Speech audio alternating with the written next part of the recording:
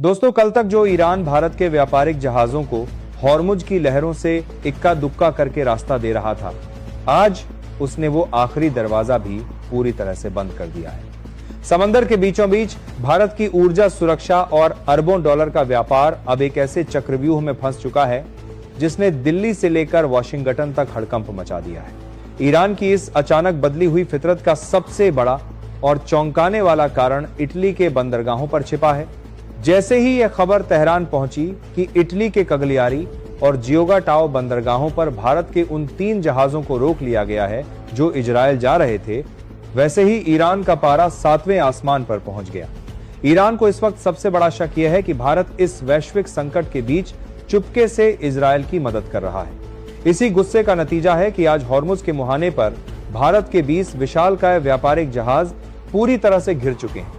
ये वो जहाज हैं जिनके बिना भारत की सप्लाई चेन थम सकती है। लेकिन शायद दुनिया ये भूल गई कि ये 2026 का नया भारत है जो अब और ज्यादा इंतजार करने के मूड में नहीं है। हॉर्मुज में भारत ने 2 टूक शब्दों में साफ कर दिया है कि अब बहुत हो गया, अब और नहीं। जैसे ही 20 जहाजों के फंसने की खबर दिल्ली पहुंची, साउथ ब्लॉक से एक ऐसा आदेश निकला जिसने पूरे पश्चिम एशिया की रणनीतिक बिसात को हिलाकर रख दिया है। भारत ने अपने सबसे घातक युद्धपोत आईएनएस विक्रांत के साथ साथ 7 अन्य शक्तिशाली डिस्ट्रॉयर्स और फ्रिगेट्स को सीधे मिशन मोड में उतार दिया है।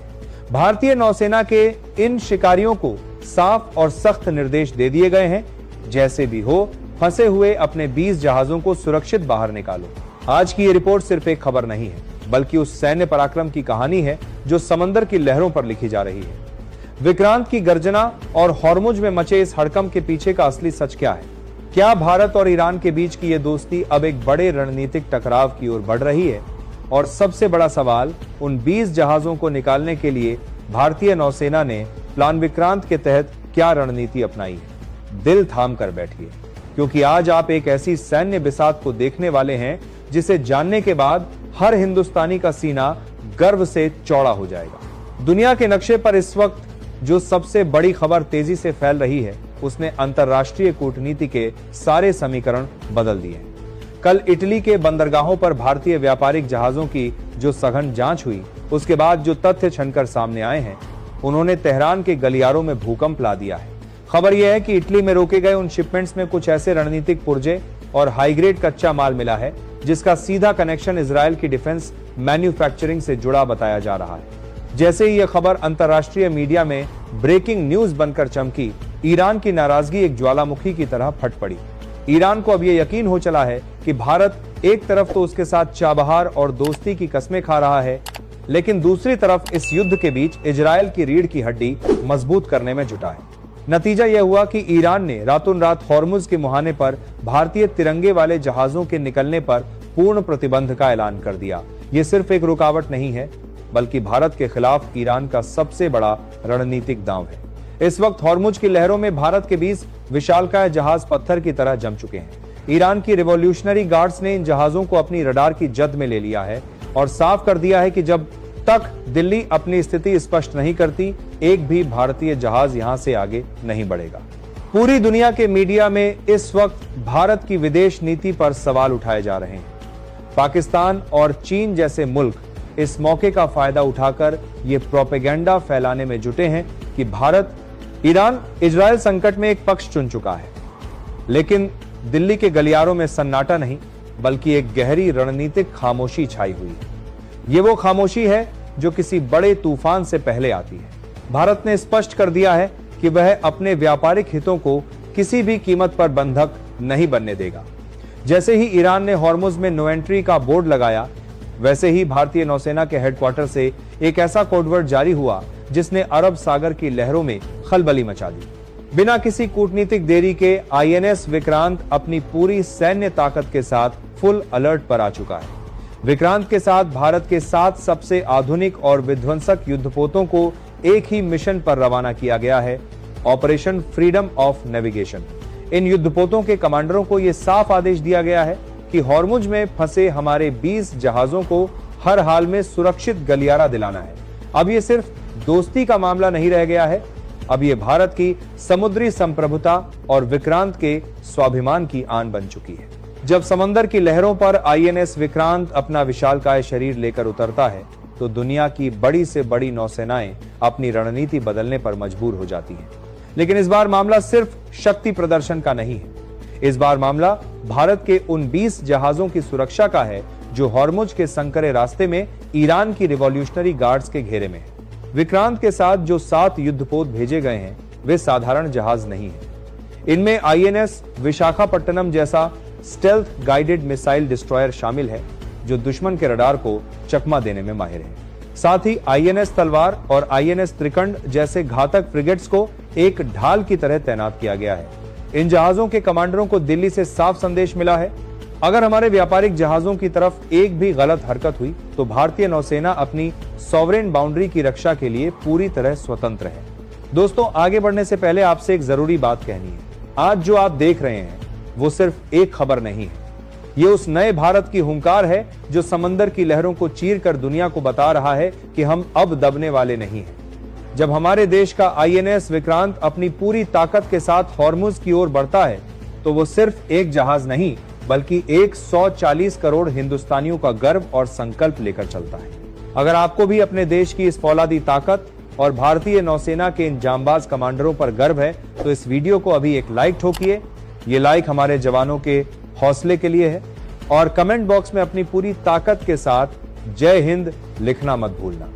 आपका एक एक कमेंट ये बताता है कि इस संकट की घड़ी में पूरा हिंदुस्तान अपनी सेना और अपने जहाजों के साथ खड़ा है। और हां, अगर आप चाहते हैं कि ऐसी ही देशभक्ति और सच्ची रणनीतिक खबरें सबसे पहले आप तक पहुंचे तो अभी हमारे चैनल को सब्सक्राइब करके उस बेल आइकन को दबा दीजिए, क्योंकि जब तक हम और आप जागरूक हैं भारत की संप्रभुता को कोई आंख उठाकर नहीं देख सकता। लेकिन इस पूरी स्क्रिप्ट में असली विलेन कोई और ही है जो पर्दे के पीछे से आग में घी डालने का काम कर रहा है।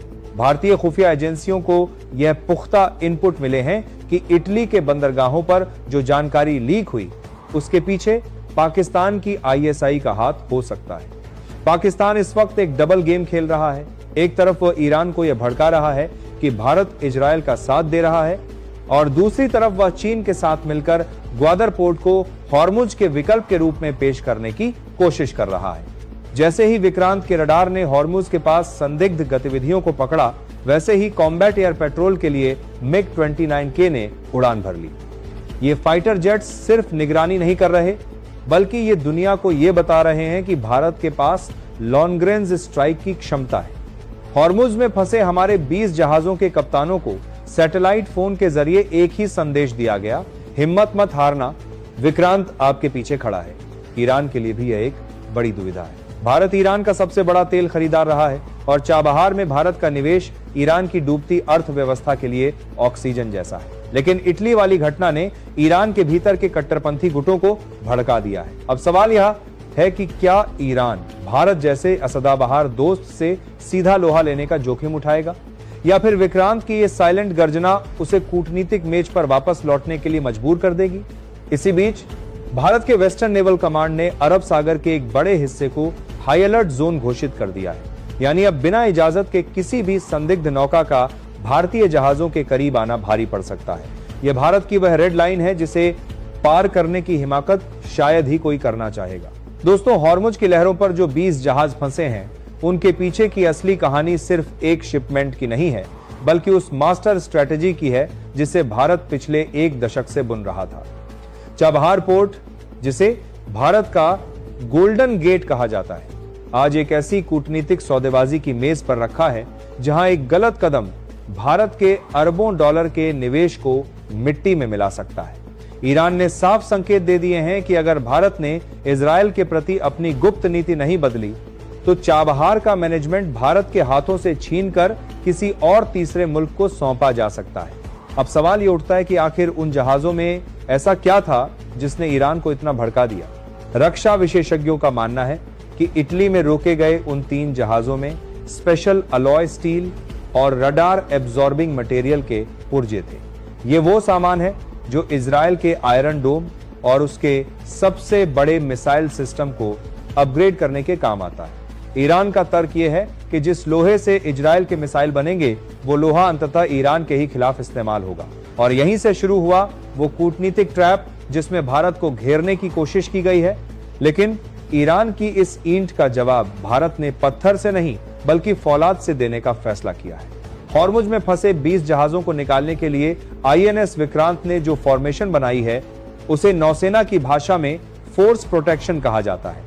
विक्रांत के साथ मौजूद 7 युद्धपोतों ने एक ऐसा सीक्रेट कॉरिडोर तैयार करना शुरू कर दिया है जहां भारतीय नौसेना की इजाजत के बिना परिंदा भी पर नहीं मार सकता। दिल्ली से मिले ताजा इनपुट्स के मुताबिक भारत ने तेहरान को एक अंतिम संदेश भेजा है। इस संदेश में साफ कहा गया है कि व्यापारिक जहाजों को रोकना अंतर्राष्ट्रीय समुद्री कानून का उल्लंघन है।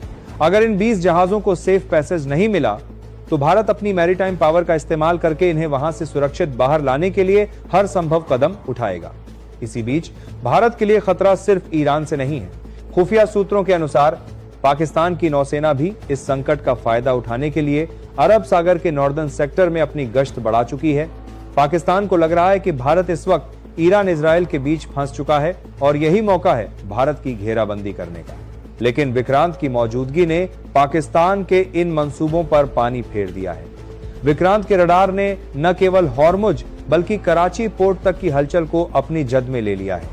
अब ये लड़ाई सिर्फ 20 जहाजों की नहीं रह गई है, ये लड़ाई है इस बात की कि हिंद महासागर का असली राजा कौन है। भारत ने अपनी रेड लाइंस खींच दी हैं, अब गेंद ईरान के पाले में है। क्या वो दोस्ती को चुनेगा या विक्रांत के साथ एक सीधे टकराव को? जब हॉर्मुज की लहरों पर भारत के 20 जहाज घिरे हों और आईएनएस विक्रांत ने अपनी गन बैटरी तैनात कर दी हो, तो दुनिया की सबसे बड़ी महाशक्ति अमेरिका शांत कैसे रह सकती है? वॉशिंगटन के सिचुएशन रूम में इस वक्त जो सैटेलाइट तस्वीरें देखी जा रही हैं, उन्होंने पेंटागन के जनरलों की नींद उड़ा दी है। अमेरिका के लिए यह सिर्फ भारत और ईरान का आपसी मामला नहीं है, बल्कि ये उस ग्लोबल सप्लाई चेन पर हमला है जिसे सुरक्षित रखना अमेरिका की पहली प्राथमिकता है। खुफिया सूत्रों की माने तो व्हाइट हाउस ने तेहरान को एक अति गोपनीय संदेश भेजा है। अमेरिका ने साफ कर दिया है कि अगर भारत के इन 20 व्यापारिक जहाजों को कोई भी नुकसान पहुंचता है तो इसे इंटरनेशनल नेविगेशन पर निशाना माना जाएगा। लेकिन यहां एक बहुत बड़ा कैच है।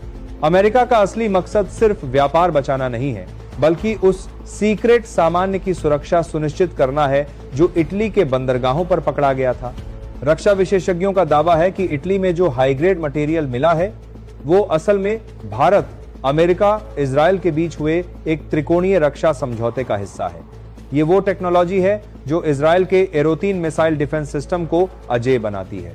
ईरान को इसी बात का डर है कि अगर ये सामान इजराइल पहुंच गया तो ईरान की मिसाइलें बेकार हो जाएंगी। इसीलिए ईरान ने भारत को चाबहार के नाम पर ब्लैकमेल करना शुरू किया है। लेकिन भारत ने यहां एक बहुत ही चतुर और साहसी मास्टर स्ट्रोक खेला है। भारत ने अमेरिका की मदद लेने के बजाय उसे पार्टनर के तौर पर खड़ा कर दिया है। विक्रांत के साथ मौजूद 7 भारतीय युद्धपोतों को अब अरब सागर में यूएस का नेवी के 5वें बेड़े का लॉजिस्टिक सपोर्ट मिल रहा है। इसका सीधा मतलब यह है कि अगर ईरान ने भारत के 20 जहाजों पर कोई भी कड़ा कदम उठाया तो उसे सिर्फ भारत ही नहीं बल्कि दुनिया की सबसे